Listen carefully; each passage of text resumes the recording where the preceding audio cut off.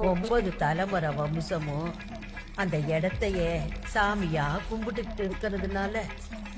அந்த இடமே முறுக்கேறி உருத்தா மாறி இருக்குது.